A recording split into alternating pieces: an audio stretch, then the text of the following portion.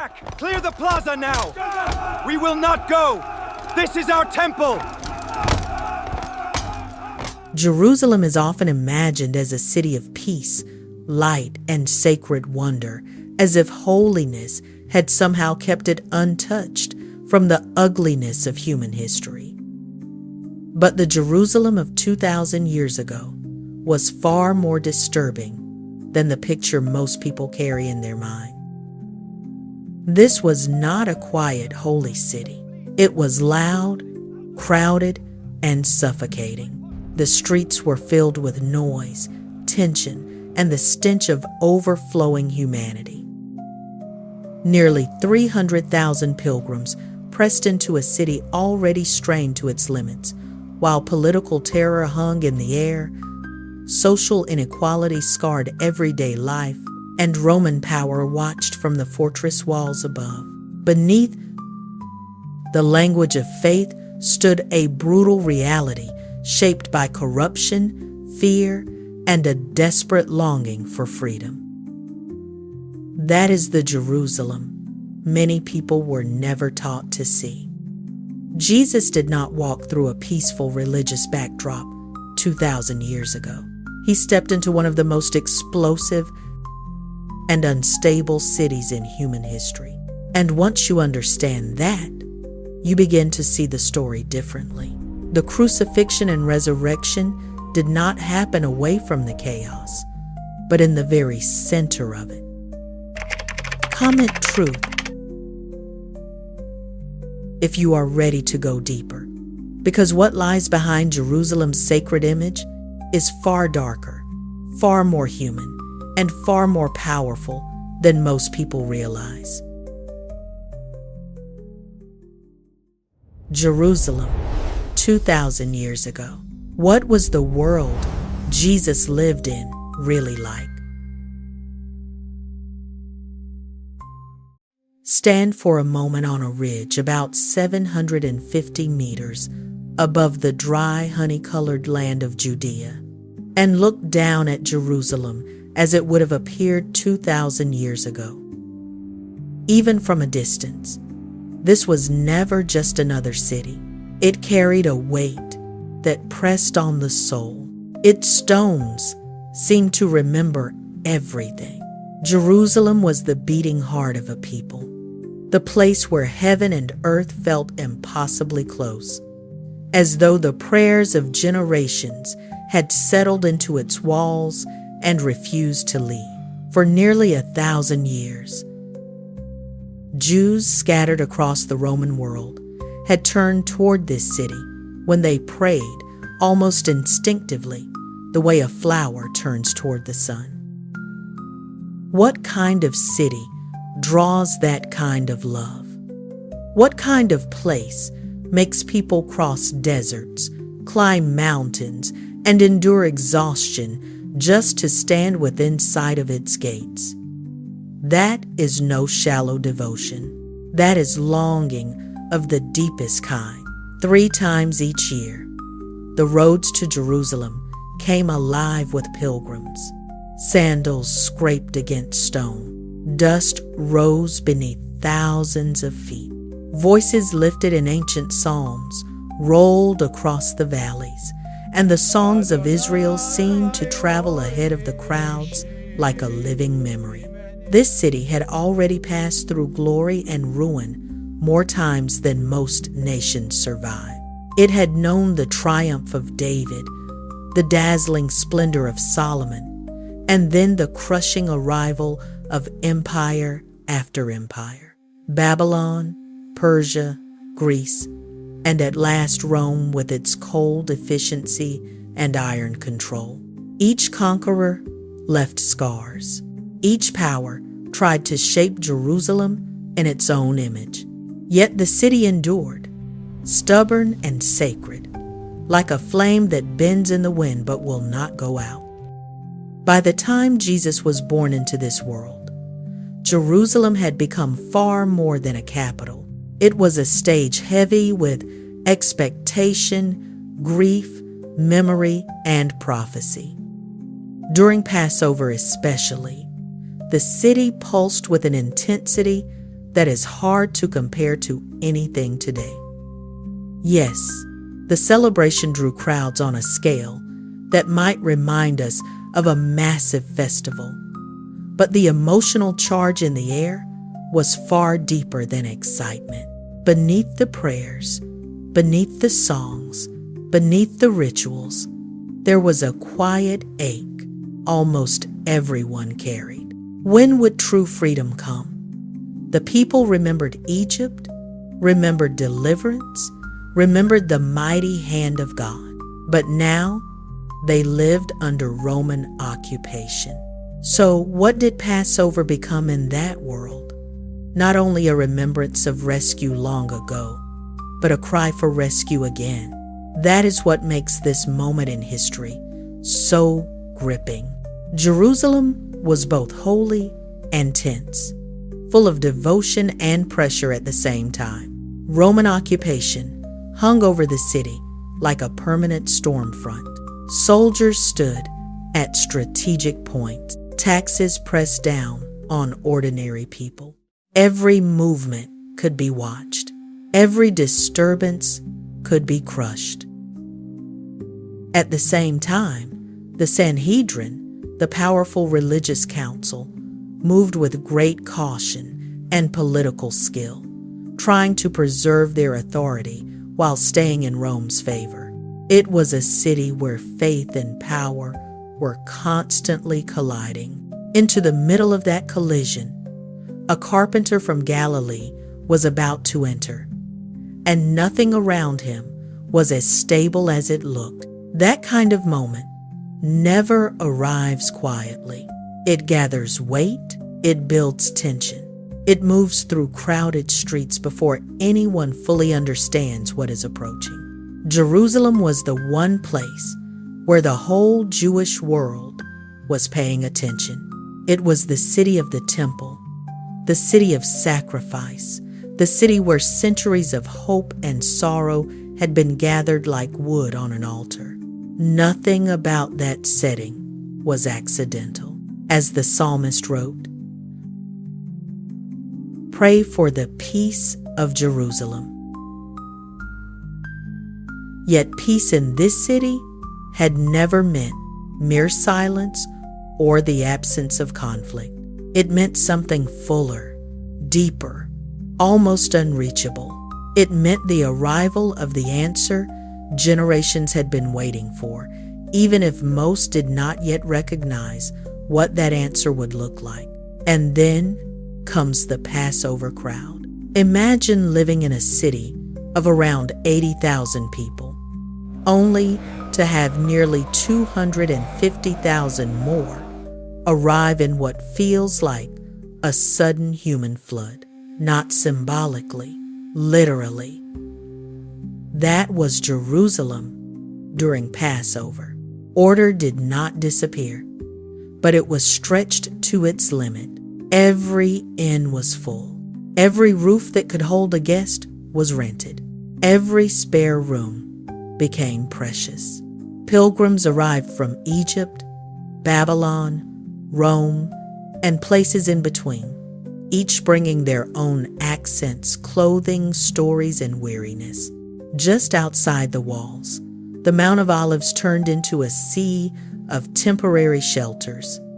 Families gathered beneath the open sky, resting in clusters, singing songs of deliverance that had been carried through generations.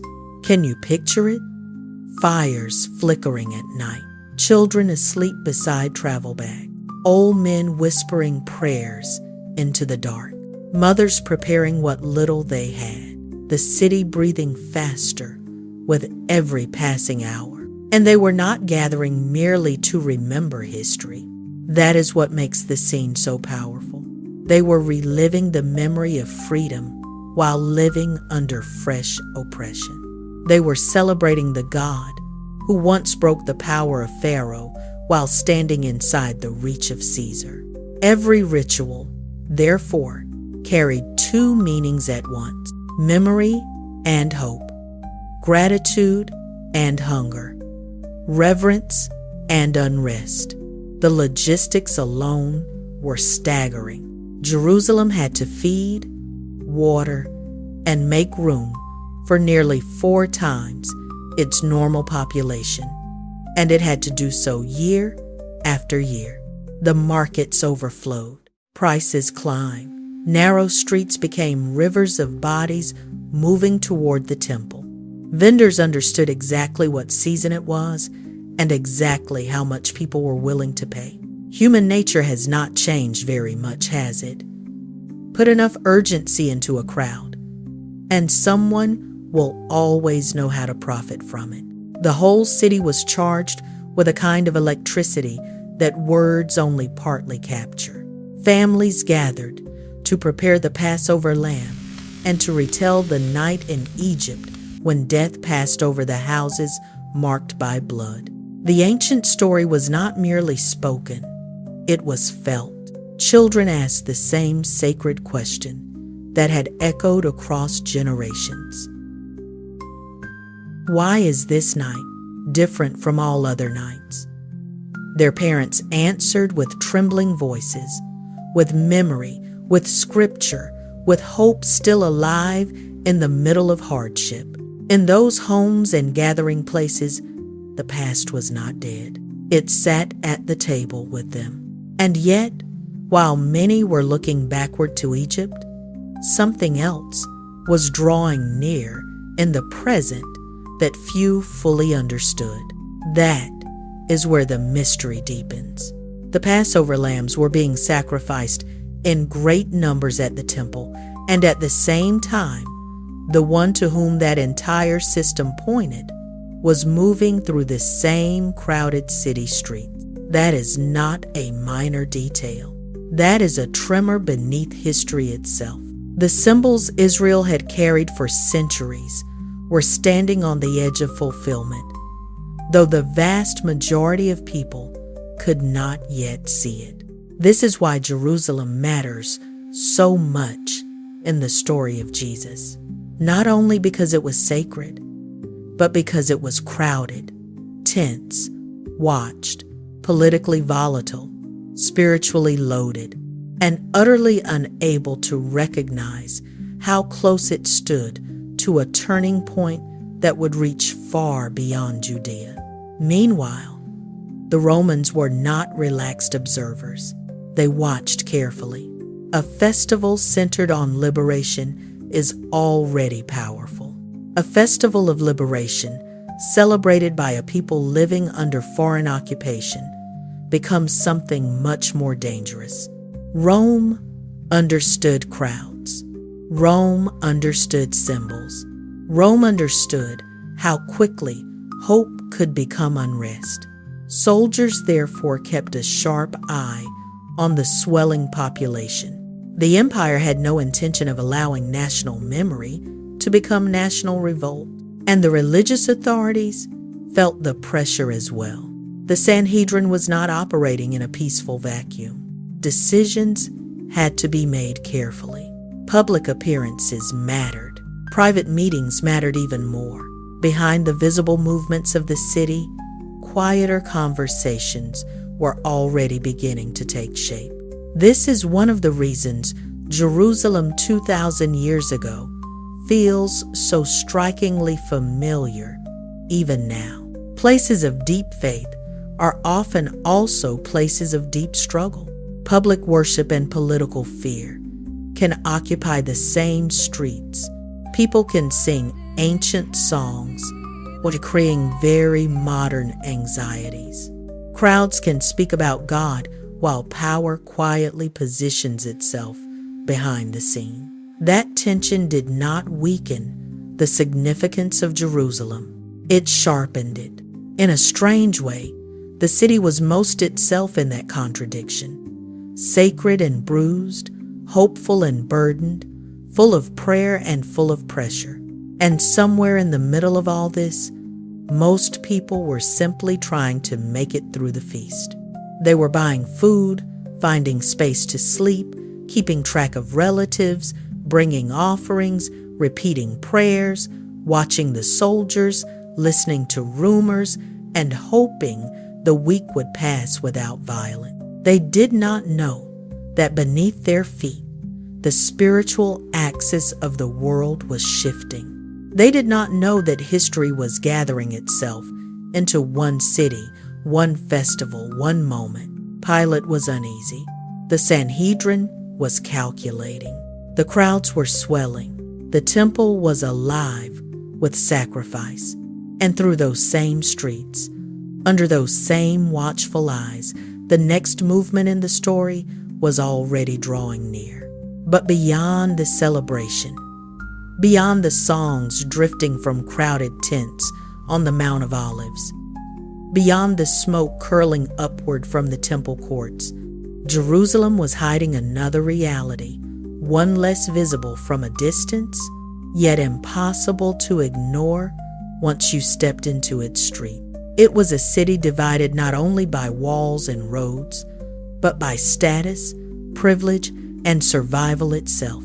And the contrast was so sharp that even a careful observer would have been stunned by it. If you had walked through Jerusalem around 30 AD and taken one wrong turn, you could have moved in minutes from luxury to hardship, from polished stone to filth, from comfort to desperation.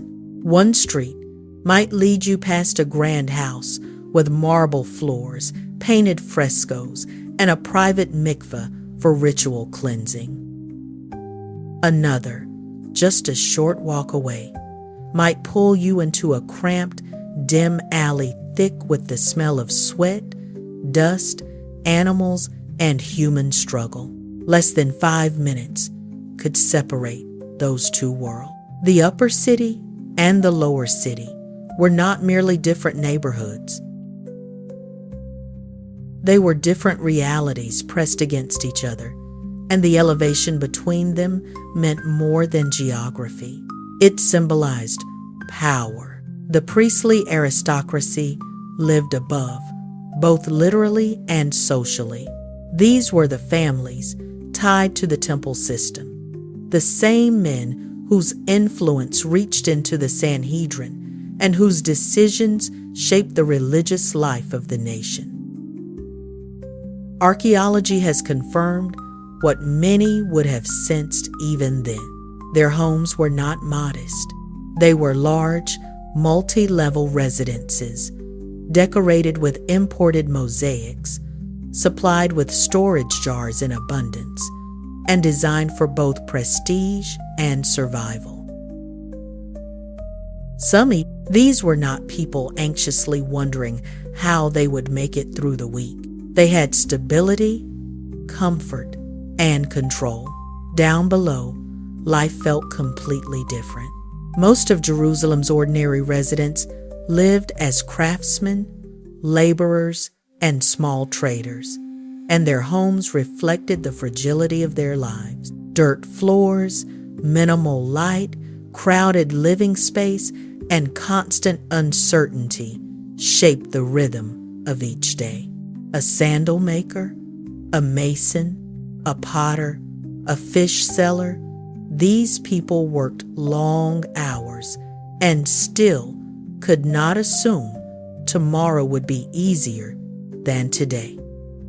Bread was never entirely guaranteed. One sickness in the family, one failed season, one change in taxes or trade, and everything could collapse.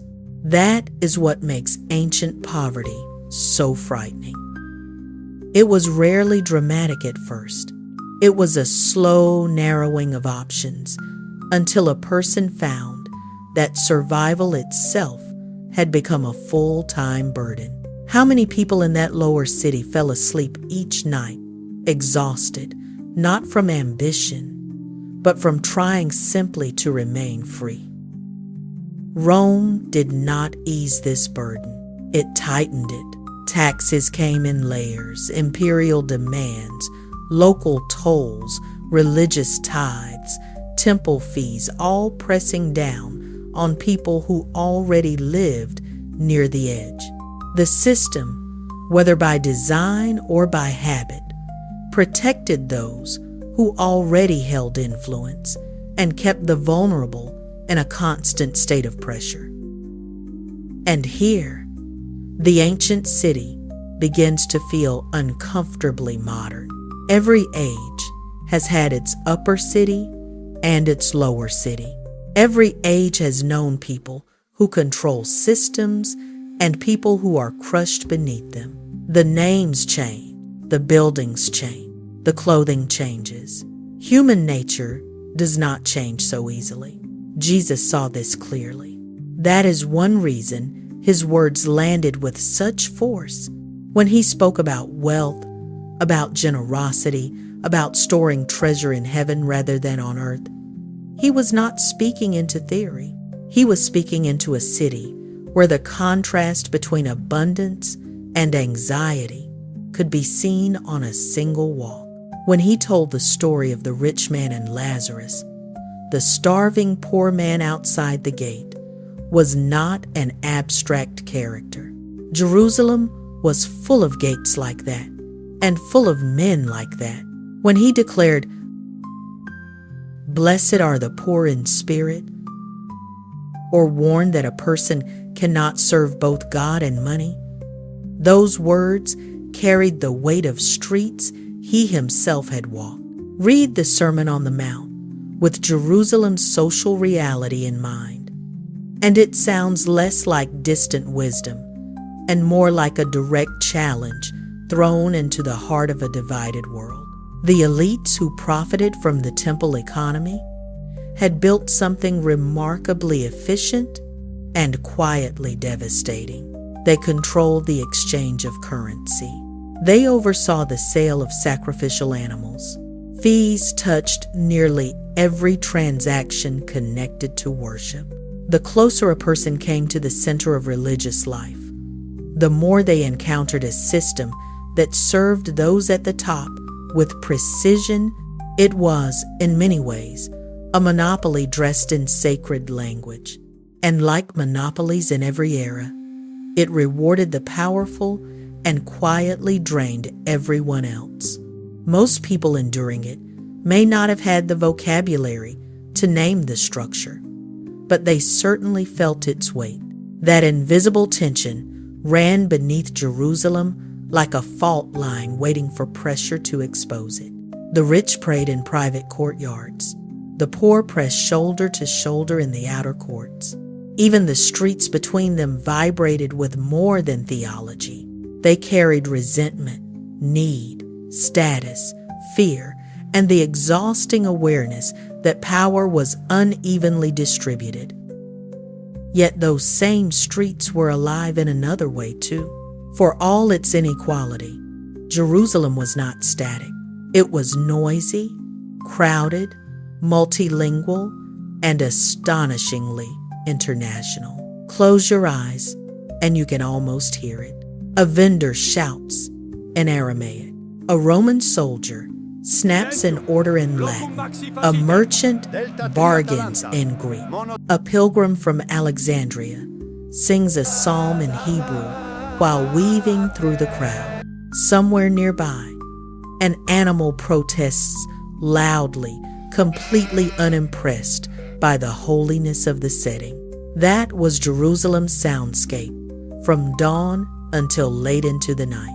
Herod's building projects had given parts of the city an almost cosmopolitan grandeur. Main streets lined with colonnades created an atmosphere that felt part imperial showcase, part ancient bazaar. During Passover, those streets became a human crossroads unlike anything most people would ever see in one lifetime. The markets were a world of their own. Near the temple gates, sacrificial animals were sold in a blur of feathers, hooves, noise, and negotiation.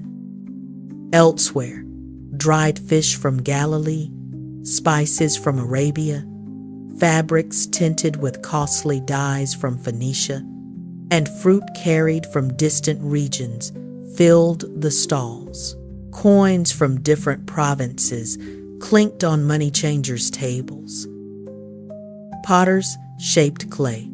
Smiths struck metal. Smoke from cooking fires mixed with incense, dust, sweat, fresh bread, and dung. It was not quiet. It was not gentle. It was a lie. Anyone who imagines first century Jerusalem as serene and polished has not really stood in the city as it was. This was not a painted postcard. It was a living organism, and that international character was no accident. Jerusalem stood at a remarkable intersection. It was the holy city of the Jewish people, and at the same time, it was tied into the vast infrastructure of the Roman world. Rome's rule was harsh, but it also connected regions, roads, trade routes, and languages in a way the ancient world had never experienced on quite this scale. So travelers came carrying more than goods. They brought ideas, accents, news, stories, habits, and expectations from places stretching from Egypt to Asia Minor, from Spain to Persia. Jerusalem absorbed all of that while still remaining itself. It was sacred, yet exposed, ancient, yet entangled in an empire's network. Into that restless, crowded mixture walked Jesus. He taught in the temple courts, in the very place where commerce and devotion stood side by side. The court of the Gentiles, open even to those outside Israel, had become both marketplace and meeting ground. A place where prayer brushed shoulders with buying and selling. And somehow, in that atmosphere of noise and transaction, his voice cut through. There is something worth lingering over there. The most important spiritual turning point in history did not unfold in seclusion, sheltered from the mess of ordinary life. It rose in the middle of noise, commerce, tension, and dust, not in silence removed from the world, but in the center of it. That alone speaks powerfully today. Truth does not always arrive in calm conditions. Sometimes it appears where the air feels crowded, where life smells of labor and pressure, where people are too overwhelmed even to realize that eternity has drawn near. And Jerusalem was overwhelming in more ways than one. One detail often disappears from paintings and polished retelling: the smell. A city of 80,000, swelling to perhaps 300,000 during Passover, without running water, without modern plumbing, and with waste disposal that was, at best, primitive, could not possibly smell pleasant. Water reached Jerusalem through impressive aqueducts that stretched over 20 kilometers from springs in the Judean hills. It was a remarkable engineering achievement, but even that system strained under festival demand. For the wealthy in the upper city, water shortages were inconvenient. For the poor in the lower city, they shaped daily life. The rich had cisterns beneath their homes, filled in the rainy season and managed carefully. They had greater access to private water and to mikvaot, the ritual baths fed by fresh water that helped maintain the purity required for temple worship. The poor stood in lines at public fountains and shared cisterns, carrying jars on their heads or shoulders, negotiating scarcity as part of ordinary existence. Even access to water revealed class. In Jerusalem, social inequality was not hidden in theory. It was visible in architecture, visible in exhaustion, visible in who waited and who did not. Then there was the Valley of Hinnom, Gehenna in Aramaic, just outside the southwestern edge of the city. This was the city's refuse site, where waste burned continually, producing smoke visible from afar and a stench no one who encountered it would forget. When Jesus used Gehenna as an image of destruction and judgment, he was not reaching for an abstract symbol that required scholarly explanation. He was pointing to something people knew through their senses. They had seen the smoke. They had smelled the rot. They understood immediately. That is one reason his teaching struck so deeply. He spoke to people through realities they lived with, not merely ideas they debated. When he warned about the path that leads to ruin, people did not need imagination alone. One glance beyond the wall could complete the picture. What makes all this even more striking is the irony buried at the heart of Jerusalem's religious life. The city centered itself on purity washing, cleansing, sacrifice, separation from defilement. Yet the very means of accessing that purity were distributed unevenly. The men overseeing sacred ritual often stepped from spacious homes into private baths, while the pilgrims seeking to worship pressed through congested streets, scarce water, and unsanitary conditions. Purity was presented as a calling for the whole people, yet it was plainly easier to maintain if you possessed wealth, space, and status. That kind of contradiction sits at the center of Jerusalem's story like a silent accusation. And Jesus noticed such contradictions with unsettling clarity. The city, then, was not only holy, it was strained, it was brilliant and broken at once. It dazzled pilgrims and burdened residents.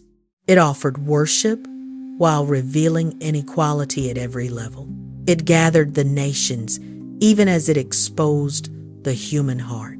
And if you had stood there long enough breathing the smoke, hearing the languages, watching the wealthy pass by and the poor wait in line, feeling the pressure of empire and the pull of heaven, you would have sensed that something in Jerusalem could not remain hidden forever. At the very center of the city, where all its contradictions converged, events were already moving toward a moment no one would be able to ignore. There are only a handful of structures in all of human history that can still silence the imagination of modern architects, and Herod's temple was surely one of them. Spread across nearly 15 hectares, about the size of 20 football fields, it was not merely a house of worship. It was a declaration in stone, gold, and overwhelming scale. Every white limestone surface, every gleaming facade, every towering wall seemed to say the same thing. Nothing in this land, perhaps nothing in the world, compares to this. And for those who saw it with their own eyes, that did not sound like exaggeration. Ancient writers described the temple as blazing in the morning light, with such brilliance that staring at it could feel like staring at the sun. Its retaining walls were built from stones so massive that some weighed more than 100 tons. No cranes, no digital calculations, no modern machine, only human skill, enormous labor, relentless organization, and a king driven by an almost obsessive hunger to leave the world speechless. What kind of ruler builds a sanctuary this grand under foreign occupation? What does it say about a city when its holiest place is also its boldest political statement? The temple complex was arranged in descending layers of access, each court drawing closer to the center and at the same time becoming more restricted. At the heart of it all stood the Holy of Holies, the most sacred chamber, the place where the presence of God was believed to dwell. Only the high priest could enter, and only once a year, on the Day of Atonement. The whole design preached a message without words. God is holy, and drawing near is no small thing. Yet on the outer edge of this same sacred system stood the court of the Gentiles, the one area where non-Jews could come near. It was meant to be a place wide enough for the nations to seek God. Isaiah had spoken of this vision long before. My house shall be called a house of prayer for all peoples. And yet, this is where the story becomes both fascinating and deeply unsettling. Over time, that outer court had become a center of business. Money changers sat behind their tables, converting Roman coins into temple currency.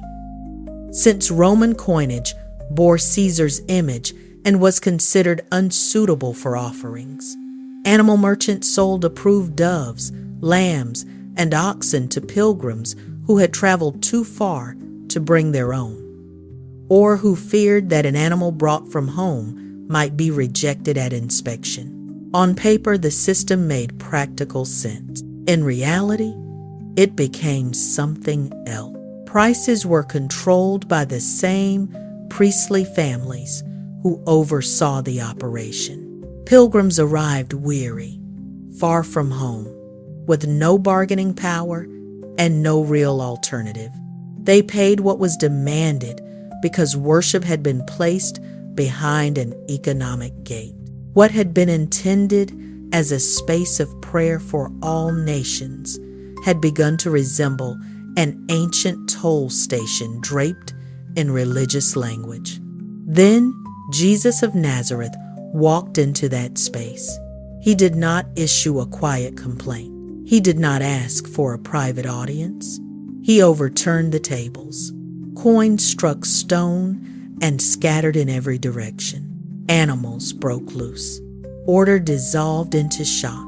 And in the middle of that upheaval, his action carried the weight of prophecy as much as protest.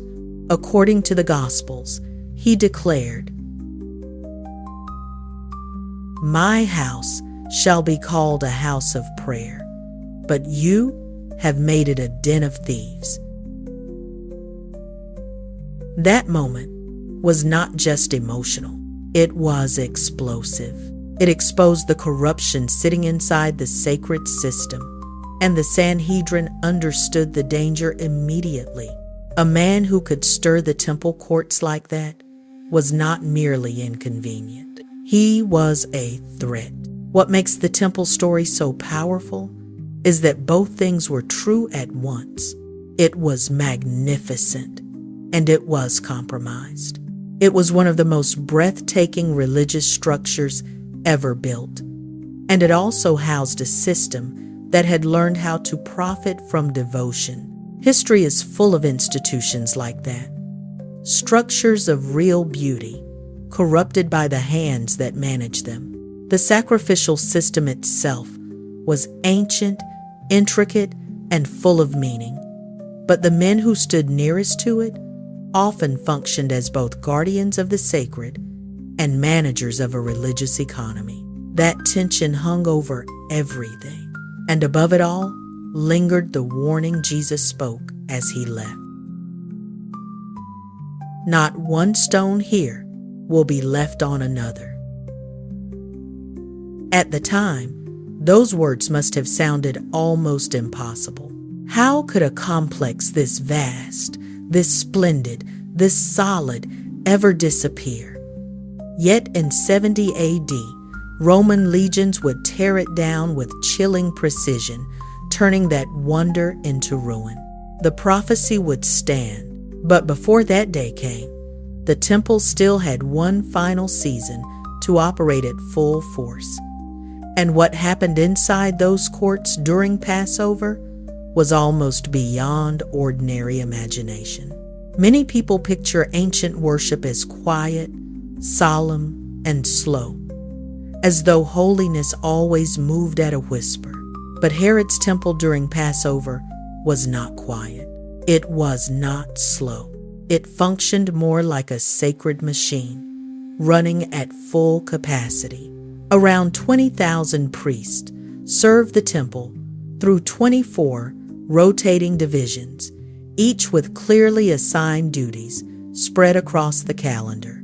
Even on a normal day, the rituals were highly choreographed. Morning offerings, evening offerings, incense, fire, choirs, blood, movement, timing. This was not informal spirituality. It was liturgy on a massive scale, ordered down to the smallest detail. Then Passover arrived, and everything intensified.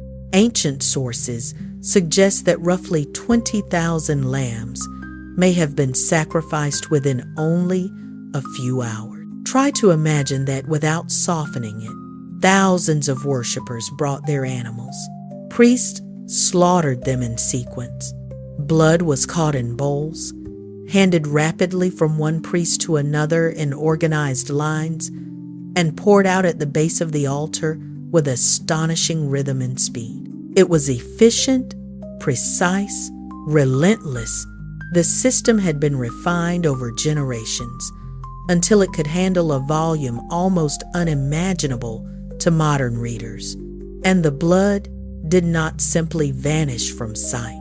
It moved through specially designed channels and flowed down toward the Kidron Valley below. This was not symbolism alone. It was physical, visible, overwhelming reality.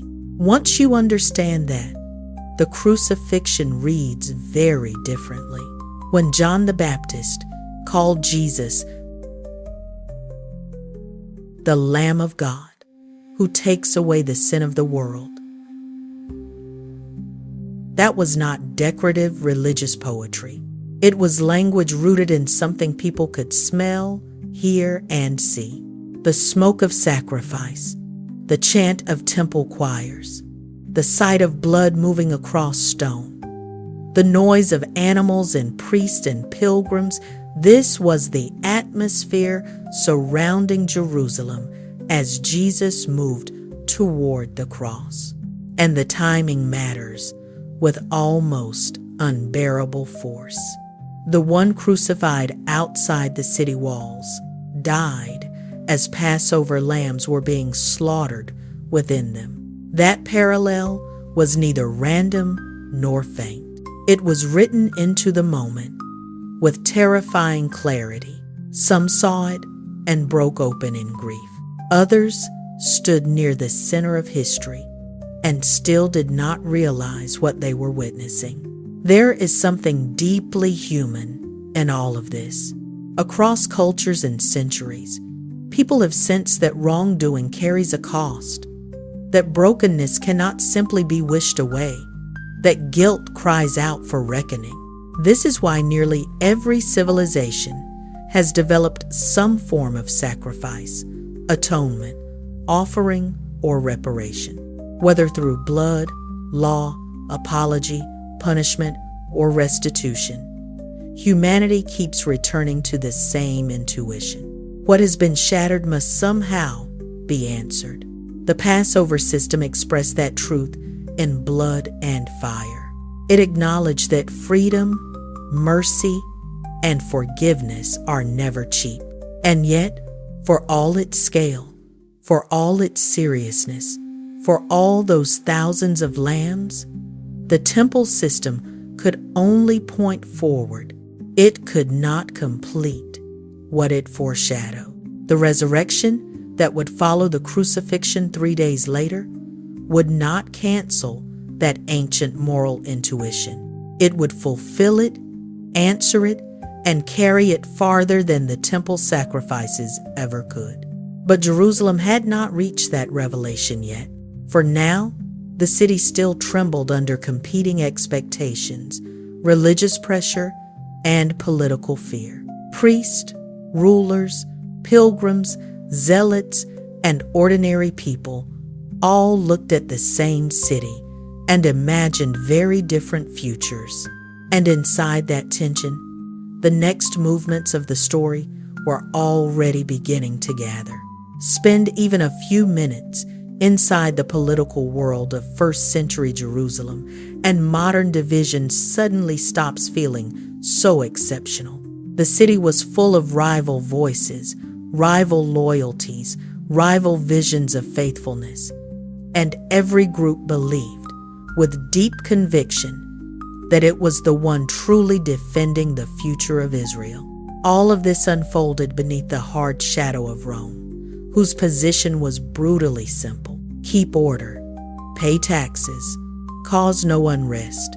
Anything else would be answered with force. Can you feel the tension already? A holy city preparing for Passover, crowded with longing, and every faction watching the others with suspicion. How could that possibly remain calm? The Pharisees were among the most visible and influential voices in that world. They were teachers, interpreters, guardians of tradition, men who built an extensive body of oral teaching around the written Torah and believed passionately in the resurrection of the dead. Ordinary people often respected them because, for all their flaws, they took the things of God seriously. They argued often, but their arguments were not empty noise. They wrestled over purity, law, obedience, and the meaning of covenant life. In a city like Jerusalem, those were not small concerns. Those questions shaped how people ate, prayed, worked, judged, and hoped. The Sadducees stood in a very different place. They were largely the priestly aristocracy, the elite families tied closely to the temple and to the machinery of power itself. They rejected the oral law the Pharisees prized. They did not share the Pharisaic belief in the resurrection. They were more practical, more political, often more calculating. These were the men with influence in the upper city, seats on the Sanhedrin, and deep interest in keeping the temple economy flowing without interruption. Their survival depended on balance. Preserve religious authority, keep Rome from overreacting, keep public unrest under control. So, what happens when a popular rabbi from Galilee steps into the temple courts, disrupts the commerce, stirs the crowds, and refuses to behave like a manageable religious teacher? For men like these, that was not merely offensive. It was dangerous. Then there were the Essenes, who had looked at the corruption of the city and concluded that the whole structure was too polluted to fix. Rather than fight for influence in Jerusalem, they withdrew into the wilderness, separating themselves and waiting for God to act decisively in history. Their writings, later discovered near the Dead Sea, reveal just how intense their expectations were. They were not merely disappointed with society. They believed they were living on the edge of divine intervention in a world rushing toward judgment. In their minds, history was not drifting. It was converging. The Zealots, by contrast, had no interest in retreat. They believed the time for waiting had grown thin. If Israel was going to be free from Roman occupation, then someone would have to resist, and some were ready to do it with blades in their hands and death already accepted. They terrified Rome for good reason. Imagine a city swollen with hundreds of thousands of pilgrims during a feast celebrating liberation from foreign oppression, all while Roman soldiers stood armed above the temple courts. How much would it take to turn hope into revolt?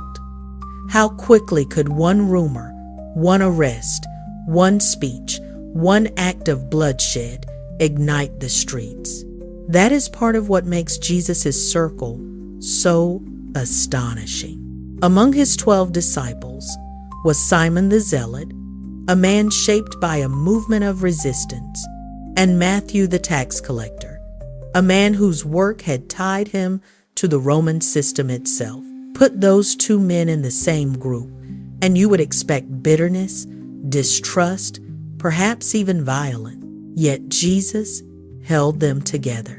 That alone tells you something profound about the kind of kingdom he was announcing. It did not fit the categories surrounding him. It could not be reduced to one party, one faction, one strategy of survival. Pontius Pilate becomes even more interesting when you place him inside this world as he truly was.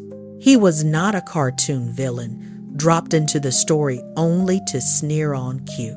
He was a Roman governor, pragmatic and often harsh, trying to manage an unstable province under the authority of Emperor Tiberius, who wanted results, revenue, and order. No governor in Pilate's position was rewarded for moral sensitivity. He was rewarded for control. The Antonia fortress, looming over the temple area, was not just a military base. It was a message in stone. Rome is watching. Rome is armed. Rome is staying. So when the Sanhedrin brought Jesus to Pilate, the governor's repeated efforts to release him were not necessarily the noble instincts people sometimes imagine. They looked more like the calculations of a man trying to avoid the worst outcome.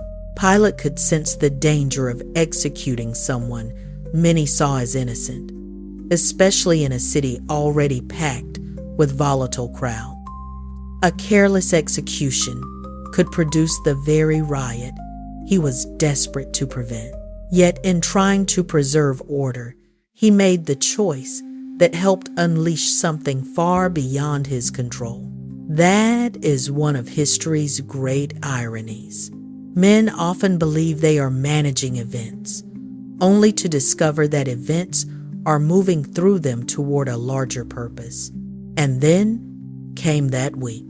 There are weeks in history that redirect nations. There are weeks that divide eras. Then there is this week in Jerusalem, which changed the destiny of the world, whether the city understood it or not. It began with what looked, on the surface, like triumph. Jesus entered Jerusalem riding on a donkey, and the crowds responded with the language of expectation. Cloaks were spread across the road. Palm branches were laid down before him. Voices rose with the cry, "Hosanna! Save us now." That cry was not casual excitement. It was loaded with longing. It carried hope, desperation, memory, and national ache all at once. What did the crowd think they were welcoming? A prophet? A king? A liberator? Could they tell that their own expectations were about to be overturned? The city certainly noticed. During Passover, with streets already overflowing, a procession like that could not remain hidden. The Pharisees, watching from the margins, muttered in frustration that the whole world had gone after him. Pilate, looking from the Antonia fortress, would have had his own reasons for concern. A messianic procession entering the city of David during the Feast of Liberation was not a harmless religious moment. It was the kind of spectacle that could make a Roman governor prepare for the worst. What followed was a week of escalating intensity, day after day. Jesus taught in the temple courts, especially in the court of the Gentiles, the one place open to the nations. He debated Pharisees and Sadducees publicly. He answered traps with clarity. He turned loaded questions back on those who asked them. At moments, the most learned religious minds of his generation were left with nothing to say. That silence mattered. In a city where words were power, being silenced in public was no small humiliation. And in the middle of all this, Jesus spoke of the temple's future destruction with startling specificity. He warned that the days were coming when not one stone would be left upon another. His disciples did not yet grasp the full weight of those words. How could they? The temple seemed immovable, almost eternal, yet 4 decades later, Roman legions would tear it apart just as he had said. Then came the Passover meal. In an upper room, somewhere within Jerusalem, Jesus sat with the 12 and took the elements every Jew at that table knew so well: bread, cup, covenant, remembrance, and drew them into himself. This was no ordinary retelling of Israel's deliverance from Egypt. He was reinterpreting the entire meal around his own body and blood, around an act about to unfold. The old symbols were not being discarded carelessly. They were being gathered, fulfilled, and brought to their deepest meaning. That must have been a bewildering moment for the disciples. Imagine sitting there as familiar words suddenly open into something vast and unsettling, something you cannot yet fully understand, but know you will never forget. The arrest came at night in Gethsemane on the Mount of Olives, the same hillside where pilgrims had been camping, praying, and singing psalms during the feast. There is something haunting in that contrast. Songs of worship above the city, betrayal moving quietly through the trees below.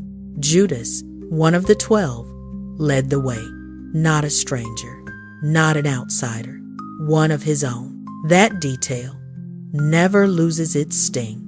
The trial before the Sanhedrin moved with the kind of urgency that exposes fear. It was rushed, irregular, and deeply strained by its own contradictions. Proceedings at night, testimony that did not align, a charge of blasphemy serious enough to demand death under Jewish law, yet still requiring Roman authorization to be carried out. The council wanted a sentence, but the sentence needed Pilate. And to persuade Pilate, the Sanhedrin had to lean on Caesar's authority, a bitter necessity for men who prided themselves on separation from pagan power. How humiliating that must have felt, and yet how revealing. When people are desperate enough to preserve control, they will sometimes appeal to the very power they claim to despise.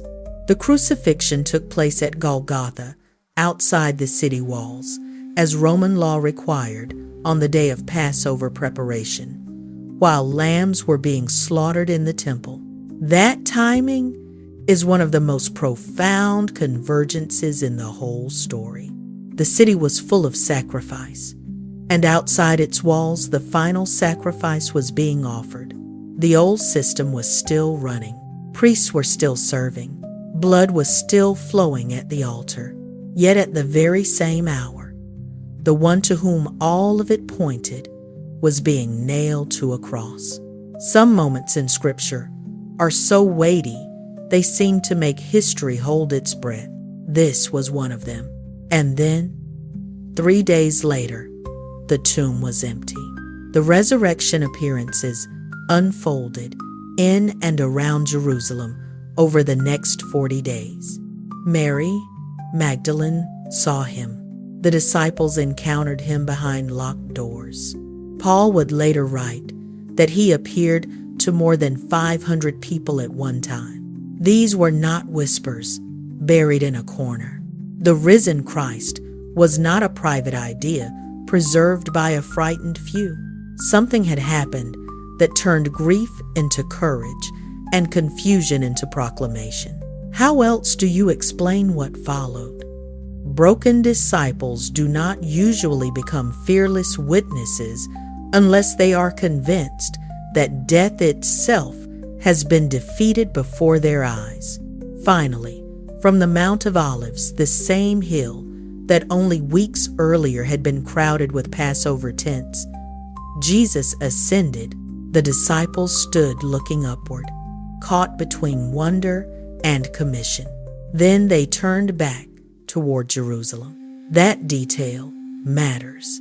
They did not flee the city that had condemned him. They walked back into it, not crushed, not aimless, not in defeat, but with a clarity that had not existed in them before. Within a single generation, their message would move across the Roman world into cities, ports, roads, synagogues, homes, prisons, and courts of law. Jerusalem, the city of the Sanhedrin, the city of Pilate, the city of the temple and sacrifice, had become the birthplace of the very movement many of its leaders never intended to allow. That is the kind of reversal only history at its deepest level can produce. Power believed it had closed the story. Heaven had only opened it. And from that city, crowded, divided, watched, sacred, wounded, the message began to spread, carrying with it an answer no political faction, no priestly family, no empire, and no governor could contain. In 70 AD, the end came with iron, fire, and starvation.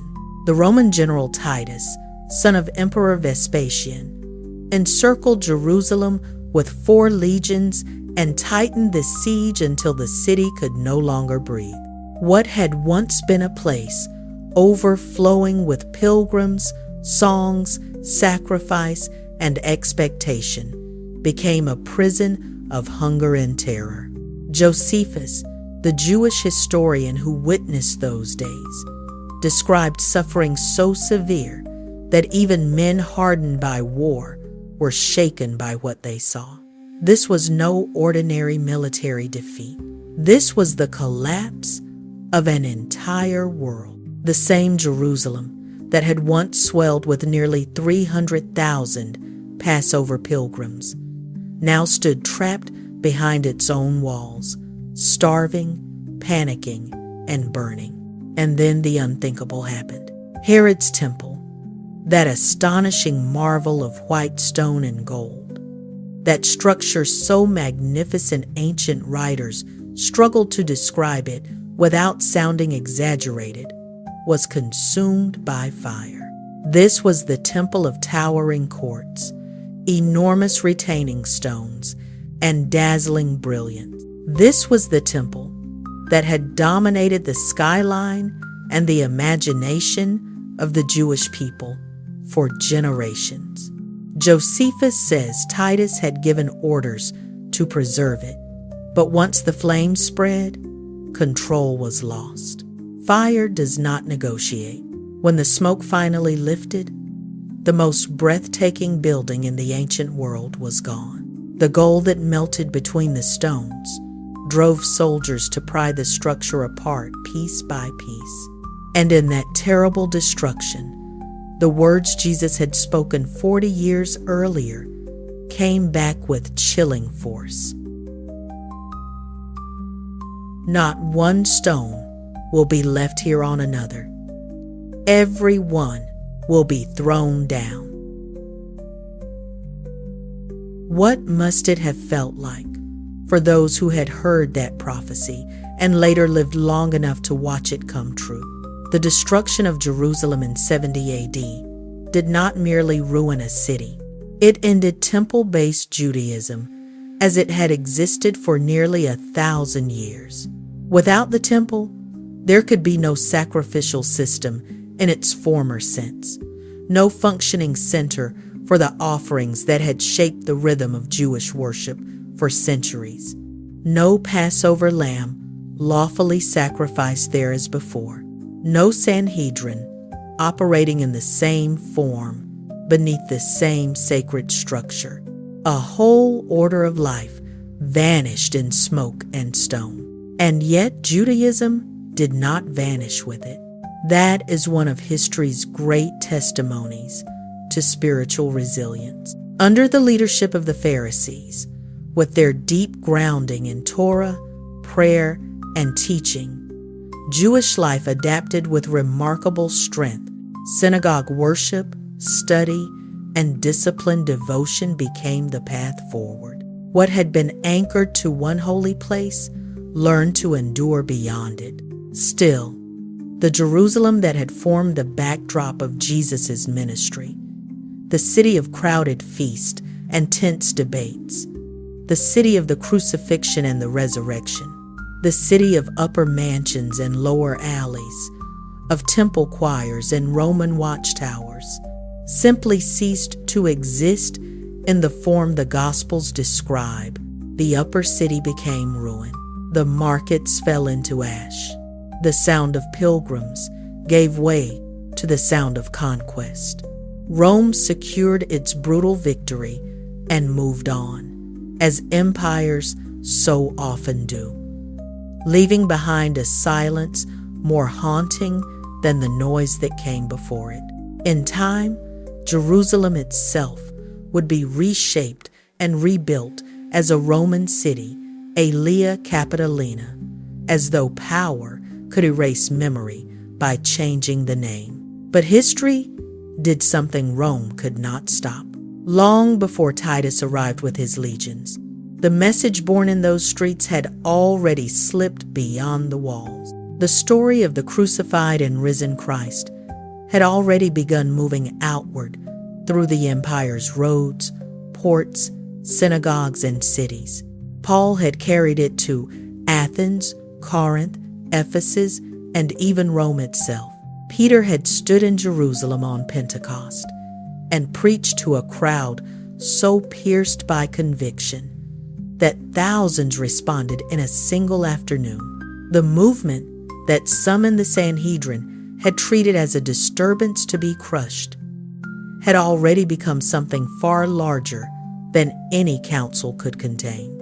It spread with astonishing speed, almost like fire running through dry grass. And the irony is impossible to miss.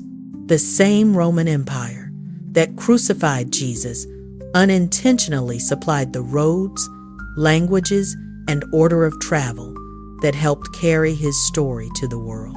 That is one of the most remarkable reversals in all of history. Jerusalem, the city of crucifixion, became the birthplace of the global church. The city that thought it had witnessed the silencing of one dangerous teacher had in fact become the launching point of a message that would outlive emperors, armies, temples, and regimes. Rome could destroy buildings.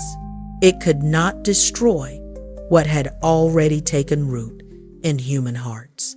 And that is where Jerusalem still speaks across 2,000 years with startling power.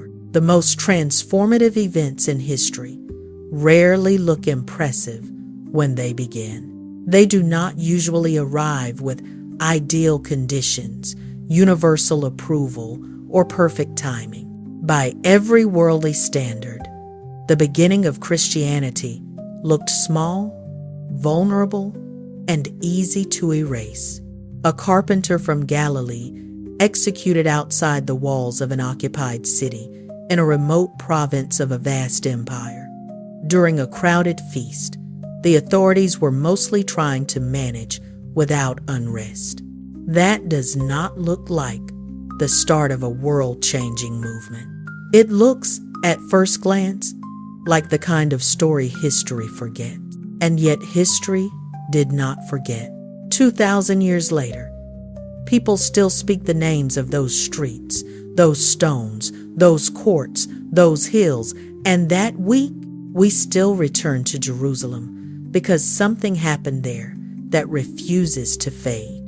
The destruction of 70 AD erased the physical city of Jesus' day, but it could not erase the story that city carried. Passover endured. The cross endured. The resurrection endured. The empty tomb on that morning that shattered death itself proved more durable than every block of limestone Herod ever commanded into place. Fire can consume wood. Fire can crack stone. Fire can blacken gold. But there are some things that cannot be burned away. Now you can see what so many people never pause long enough to understand. Jerusalem was never just a backdrop in the story of Jesus. It was a living presence within it. It breathed tension. It carried inequality. It trembled under occupation. It burned with faith, expectation, corruption, longing, and prophetic weight. Everything in that city, from the temple courts to the market stalls, from the upper city to the lower streets, from the Passover crowds to the Roman garrisons, was gathering towards something the world had never seen before and has never forgotten since. And that leaves us with a question that lands a little too close to home to ignore. If the most world-changing moment in human history unfolded in a chaotic, wounded, occupied city among ordinary people living under pressure, then what are we doing when we keep waiting for perfect conditions before we obey what we know matters? How long do people postpone purpose because the setting feels too messy, the timing feels too uncertain, or the resources feel too small? Jerusalem does not let us hide behind that excuse.